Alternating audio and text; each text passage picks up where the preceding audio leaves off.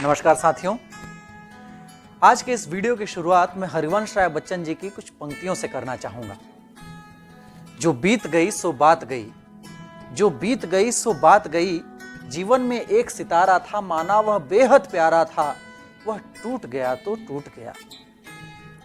जो बीत गई सो बात गई, जीवन में एक सितारा था, माना वह बेहद प्यारा था, वह टूट गया तो टूट गया।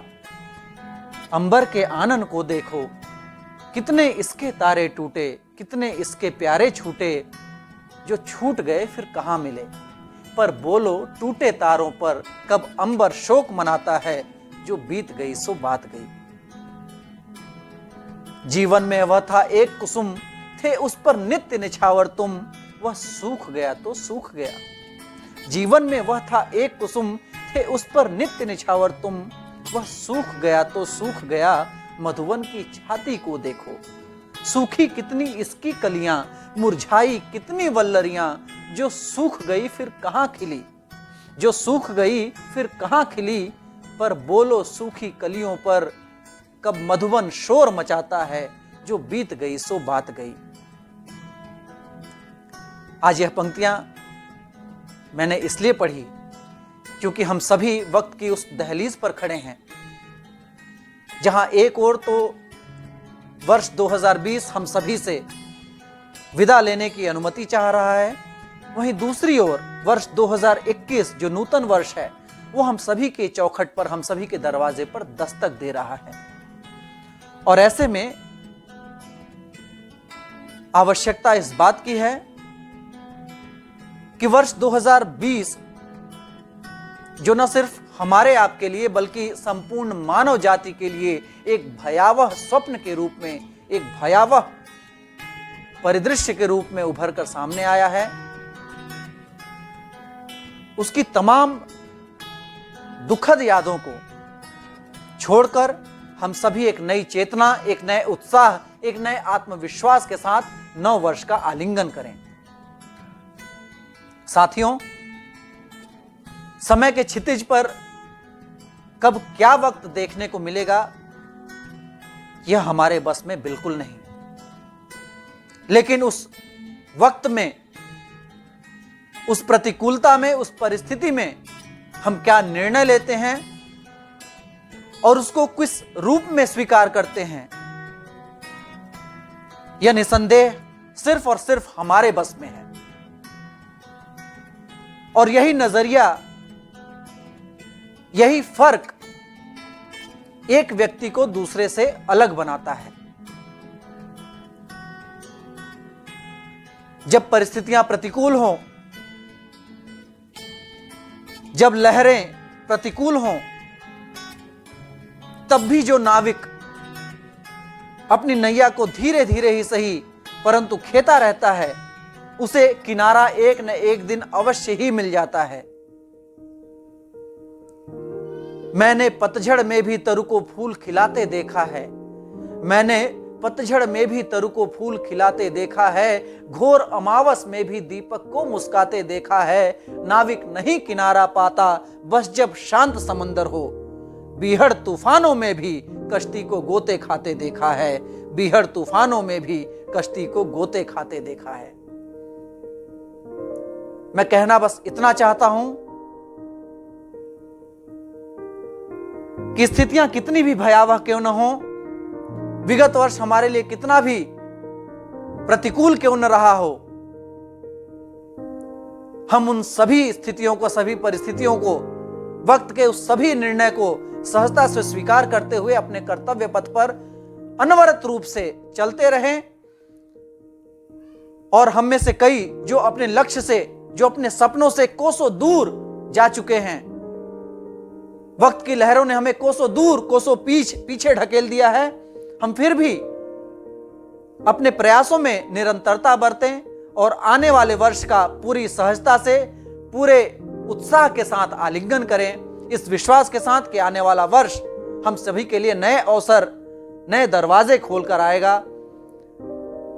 और हम सभी अपने अपने लक्ष्य को निसंदेह प्राप्त करेंगे। यही शुभकामना संप्रेषित करना चाहता हूं मैं। और यहां पर श्री रामचरितमानस का एक छोटा सा दृश्य अवश्य उकेरना चाहता हूं कि जरा कल्पना करिए वह परिदृश्य, जबकि पूरी अयोध्या में यह समाचार फैल चुका था कि अगली सुबह उनके चहेते निर्मल मन के दया निधान प्रभु राम अयोध्या के राजा होंगे। उनके राज्याभिषेक की तैयारी पूरे चरम पर, पूरे गाजे बाजे साज सज्जा पूजा अर्चना के साथ चल रही थी, न सिर्फ राजभवन में बल्कि जनमानस के बीच भी। और अगले ही क्षण एक बिजली सा प्रहार, एक निष्ठुरता का वार होता है जब उनके कानों में यह बात पहुंचती है कि माता कैकेयी ने रामचंद्र को 14 वर्ष का वनवास दशरथ जी से मांगा है। यानी अगली सुबह जिस प्रभु श्री राम का राज्याभिषेक होना था, एक क्षण के निर्णय ने, एक क्षण के अंतराल ने उसी प्रभु श्री रामचंद्र को 14 वर्ष का वनवास दे दिया। मनुज नहीं होता बढ़कर रे, सबसे बढ़कर होता काल। वक्त की निष्ठुरता, वक्त की प्रतिकूलता बड़े से बड़े धुरंधर को भी चित्त कर देती है। परंतु यहां जो नोटवर्दी बात है, जो ध्यान देने योग्य बात है, वो यह है कि 14 वर्ष के वन गमन के निर्णय को भी प्रभु श्री रामचंद्र जी ने पूरी सहजता से स्वीकार किया। अपने पिता श्री दशरथ जी के श्रीमुख से यह बात सुने बिना ही, बस यह भांप लेने के बाद कि मेरे पिताजी कहीं ना कहीं वचनबद्ध हैं और उनके वचन का अनुपालन करना मेरा कर्तव्य बनता है, किसी ने नहीं कहा कि राम तुम वन को जाओ, परंतु उन्होंने स्वयं इस निर्णय को शिरोधार्य किया और वन गमन किए। और उनके वन गमन के इस निर्णय ने ही उन्हें सहज राम से मर्यादा पुरुषोत्तम राम बनाया। राम से मर्यादा पुरुषोत्तम राम बनने का सफर वन गमन के साथ प्रारंभ हुआ। राम वन गए तो राम बन गए। शायद राम अगर वन को नहीं जाते तो आज हम सभी के घर में वे पूजनीय नहीं होते। सीख जो लेसन मैं इस वाक्य से, इस परिदृश्य से ड्रॉ करना चाहता हूं, जो इन्फर करना चाहता हूं, that is what motivates me on every day basis. रोज जब परिस्थितियां, जो हालात थोड़े प्रतिकूल होते हैं, तो मैं इस परिदृश्य को याद करता हूं और यह समझता हूं यदि राम वन को नहीं गए होते तो शायद राम कभी बन ही नहीं पाते।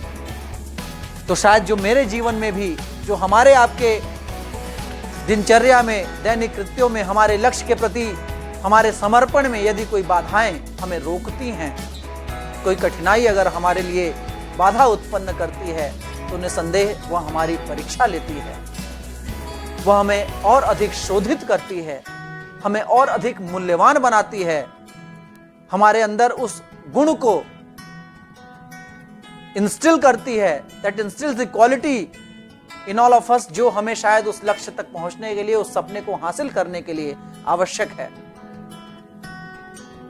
तो मैं बस इतना कहना चाहता हूं कि आने वाला वर्ष हम सभी के लिए सहज राम से मर्यादा पुरुषोत्तम राम बनने का सफर हो। हम सभी प्रतिकूलताओं को, सभी बाधाओं को एक नए उत्साह, नई चेतना, नई जागृति और नए आत्मविश्वास के साथ स्वीकार करें और कर्तव्य पथ पर चलते रहें। आगामी वर्ष 2021 आप सभी के लिए सुख, समृद्धि, सौहार्द और सफलताओं से परिपूर्ण हो, इसी शुभकामना के साथ सादर जय सिया राम। नव वर्ष मंगलमय हो।